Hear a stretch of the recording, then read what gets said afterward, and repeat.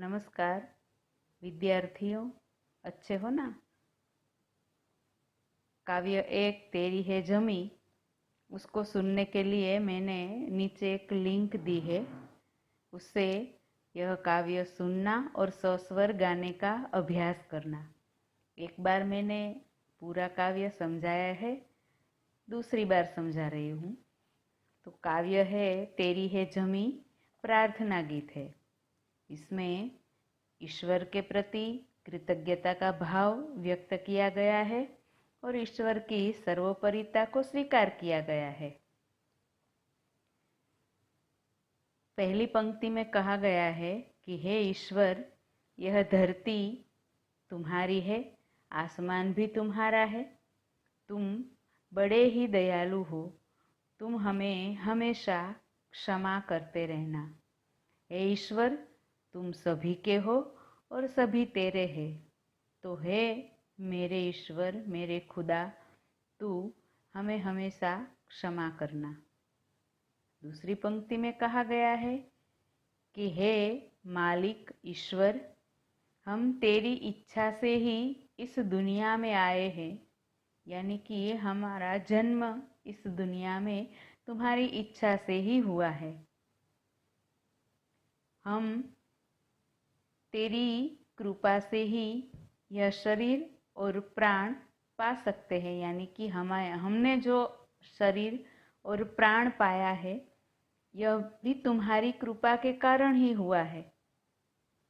इसलिए हम किस हाल में हैं, हम कोई मुसीबत में तो नहीं है, यह सब देखने के लिए और हमें मुसीबत से बचाने के लिए तू हमेशा अपनी कृपा दृष्टि हम पर बनाए रखना। तीसरी पंक्ति है कि हे ईश्वर, अगर तू चाहे तो हमें रख सकता है, तू चाहे तो हमें मार सकता है। हम सब तेरी शरण में है, तेरे आगे सिर झुकाकर खड़े हैं। सबसे बड़ी ताकत वाले ईश्वर, सर्वशक्तिमान ईश्वर, अगर तू चाहे तो हम पर आई हर आफत को टाल सकता है। इसलिए हे ईश्वर, तू हमेशा हमारी भूलों के लिए हमें क्षमा करना, हम पर अपनी कृपा दृष्टि बनाए रखना और हमें मुसीबतों से बचाना। अब गृह कार्य। तो सबसे पहले यह काव्य अपनी रफ नोट में लिखना, पूरा काव्य लिखना।